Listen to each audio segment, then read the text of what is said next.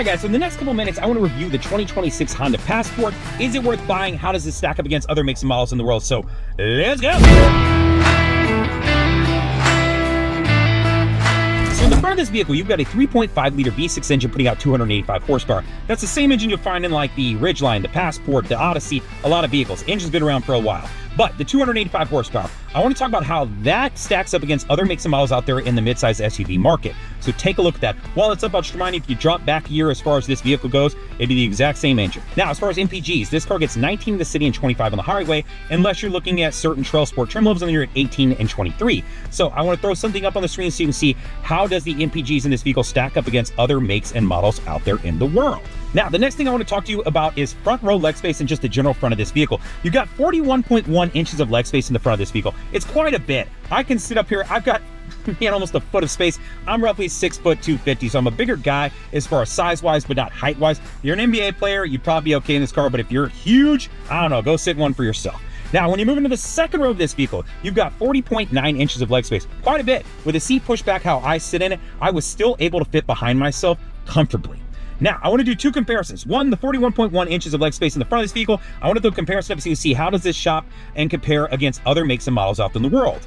Now, after you've looked at that, let's jump back again to that 40.9 inches in the second row. How does that stack up against other makes and models out there in the world? So I want you to take a look at that. Understand, if you jump back to the 25, all these dimensions are going to be the exact same. All right, guys, so let's talk about ground clearance. This vehicle gets 8.3 inches of ground clearance. It's pretty decent for what it is. They're going after a little bit different market. Now, is it good enough to go camping, go a little bit off-road and things like that? Absolutely. But I want you to see how the 8.3 inches stacks up against other makes and models out there in the world. So I'm going to throw something up on the screen. Understand, if you jump back at trim level, not going to make much of a difference. While I was down there, if you've seen the full video, you saw me get down by the, I want to say 19-inch or 18-inch wheel. I was pretty rugged, pretty cool looking. The aesthetics of this car are pleasing. I like the way it looks. So let's talk about cargo space in this vehicle, because chances are, if you're that outdoorsy style SUV buyer, maybe that's going to be important to you. I would say arguably probably a lot of important to you. So in the back of this vehicle, with these seats folded up, standard cargo space, you've got 44 cubic feet of cargo space. It's actually quite a bit. If you wanted to go camping, if you wanted to go on a road trip, you had 4 people in this car, potentially 5. I wouldn't do 5, do 4.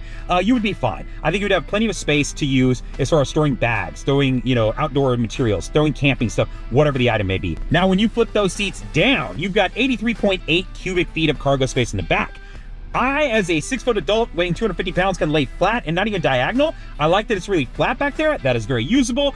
You might want to throw something back there to fill some space where you could throw your pillow up and be able to sleep straight. So if you wanted to sleep 2 tall people straight next to each other, you absolutely could. You could even sneak your cute dog in between you, unless it's a huge lap dog like I've got. Now, if you're shopping the 2026 Honda Passport, there's something to know. There's quite a bit of trim levels out there. So understand this thing starts from 46.2 and goes all the way up to 55.1. Now, that's including the $1,450 destination fee they charge to deliver it half a foot or to Hawaii, right? So that's the same. What it doesn't include, though, is that $455 fee they'll charge for those premium colors like this orange one that I'm sitting in. So understand there may be some of that, and then whatever the dealership wants to add on. If they want to add on the 10, all those other things, you're gonna have to negotiate that piece. But understand trim level wise, you've got an RTL 46.2, that's where it starts. RTL with towing, interestingly enough, 46.9, you're paying some extra money for a tow hitch, but it's still the same tow rating, 5,000 pounds. So I don't know how I feel about that. I might just buy my own tow hitch. RTL blackout is exactly what you'd think it would be, 47.4. Let's black out all the chrome on the car. Maybe that's important to you, maybe it's worth paying, or maybe you want to do it yourself and pick all the things that you want to use. Above RTL blackout, TrailSport,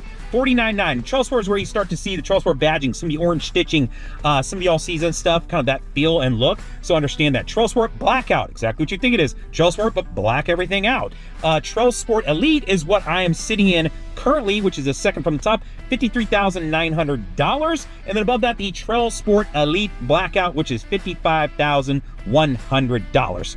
I do like that it comes with wireless CarPlay in every single model. It comes with a wireless charger in every single model. Alexa, Google, every single model. 12.3 inch touchscreen, every single model. Powered seat on both sides, every single model. I think heated seats, every single model. Heated side mirrors, every single model.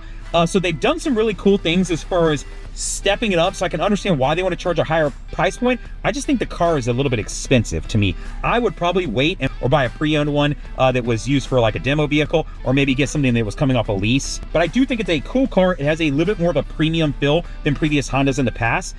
Just a little bit costly, but hey man, you got the ducats, you like the car, buy it. It's a good vehicle. It's a Honda. It'll last for f***ing ever. Hopefully this very short and very fast review helped you out.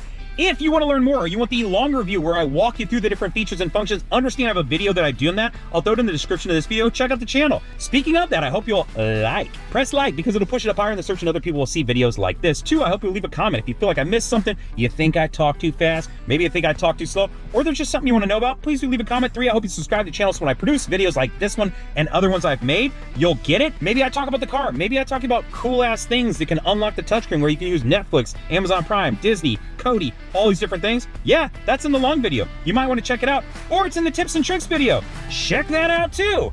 Like, comment, subscribe, all the things. Later, guys!